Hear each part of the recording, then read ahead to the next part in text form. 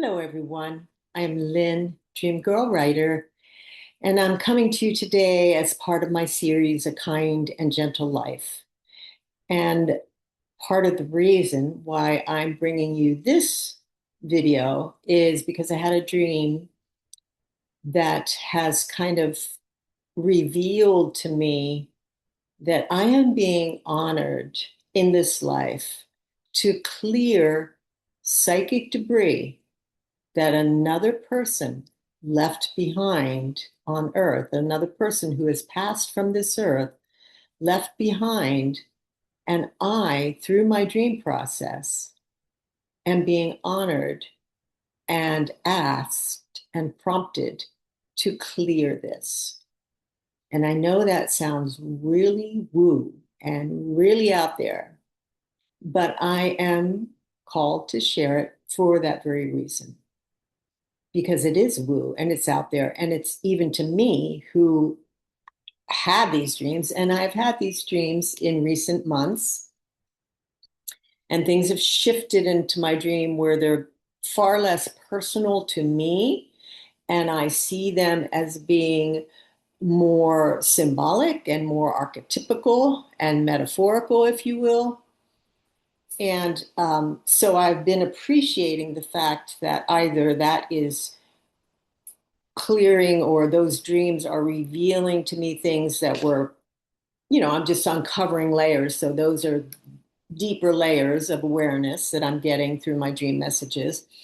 But also, I've been aware that I am, I have been chosen in this way to also clear ancestral consciousness or someone else's debris, psychic debris, shadows that they left behind. And in this case, it really came through very clearly, that message, that none of this was my shit. The to be more specific about how the dream was presented, this person who has passed from my life was mocking up another person. So, in other words, this other person was presented as being the character in the dream that was doing these deviant things or these kind of deranged things in the dream. And that person who was mocked up to as the character, main character in the dream, is alive and well in my life right now. The person who has passed from my life was actually, after the unpacking of the dream, I realized he or his psychic debris in my dream space was presenting this so that I would clear it. I know, very woo.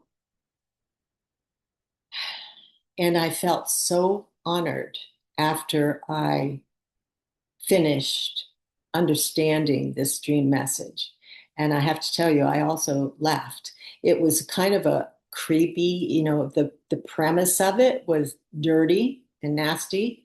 And the things that were being presented in the dream were kind of like things that in waking life would have made me absolutely appalled to be in the presence of something like that.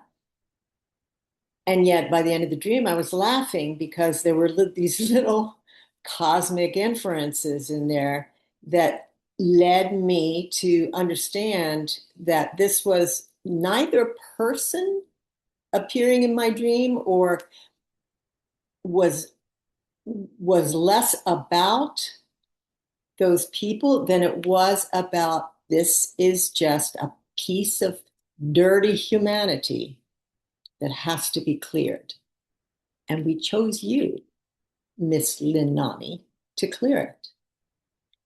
And, you know, without any hubris whatsoever, because frankly, I would never have signed up for this job if I had known years ago when I started doing dream work that I would be clearing somebody else's shadows or ancestral shadows, if you will. I would say, I think I have enough of my own to take care of the rest of my life. Thank you very much. But what has come to me as a result of having this dream and having the awareness just kind of pop into my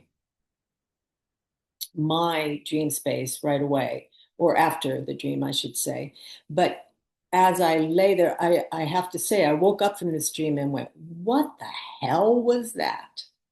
Because it was so bizarre. It was almost like a B movie, a bad, nasty B movie, with sexual depravity and the whole 9 yards.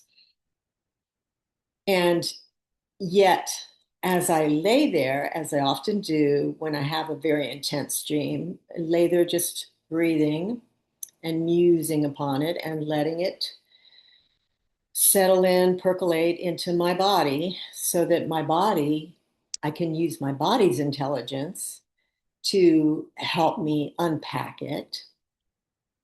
As I did that, I started getting these ahas about little funny parts in the dream that pointed me to the awareness that this dream was just psychic debris.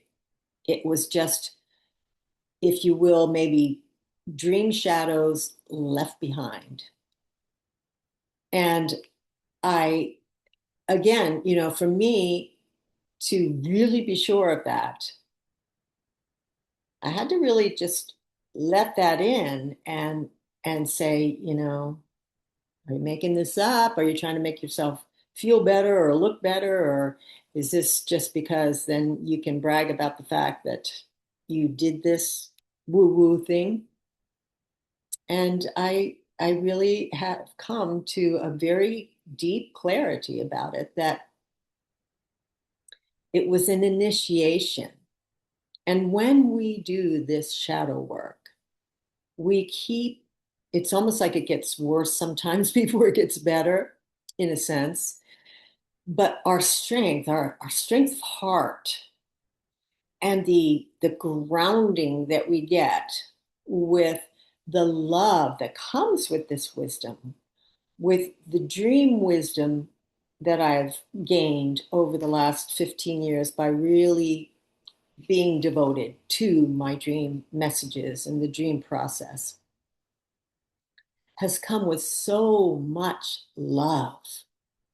And the nurturing practices, waking life practices that I have used and encouraged you know, those of you out there who are listening or paying attention to any of my writings or my videos, those practices have kept that love in a place where it can nurture me before it goes out to all of you, which means that in a sense, I'm being loved twice because I'm one of you, and I give it to myself first, and then I put it out there and it comes back to me through everyone out there.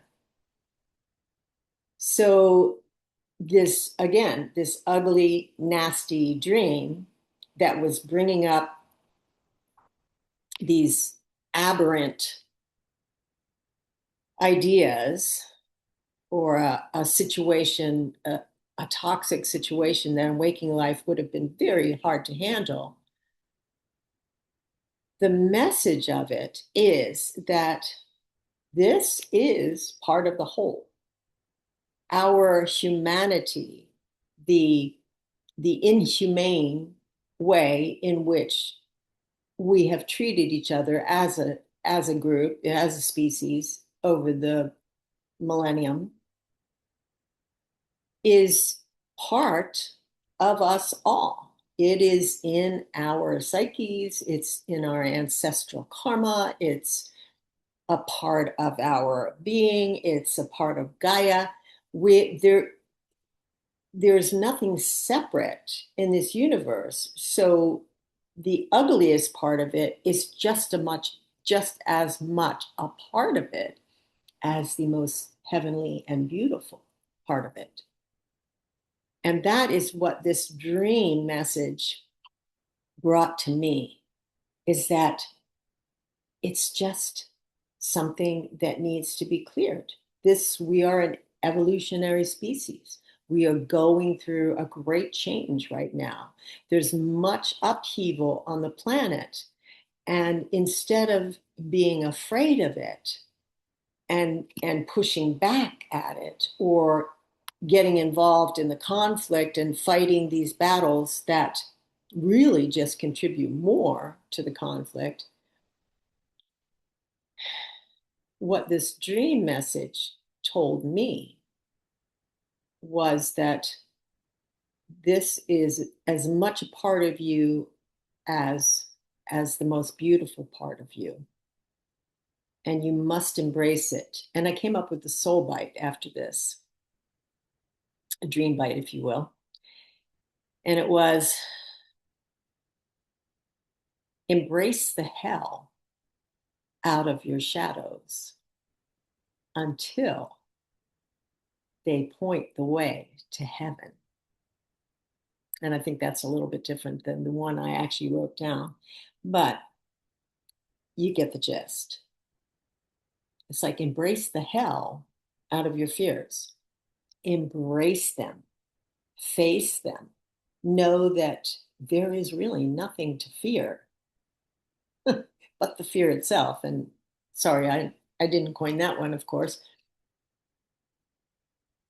But when we just face it, it's like that screaming child that throws themselves on the floor and, is inconsolable and is also completely irrational and maybe has gotten on your last nerve. Does it do any good to pick that child up and spank them? Does it do any good to scream at them, stop, you need to stop right now? Never did in my experience. And believe me, I had those experiences more times than I like to count. It's like there is an energy there. And that energy has come to, and in my case, that energy of the dream came to me. And even though it wasn't personally or in this lifetime my fear, or I never had an experience like that, or I have no memory of an experience like that or something like that to clear, it came to me.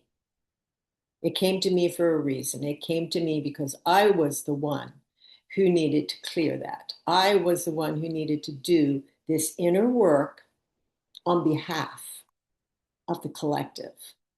I was the one who was chosen.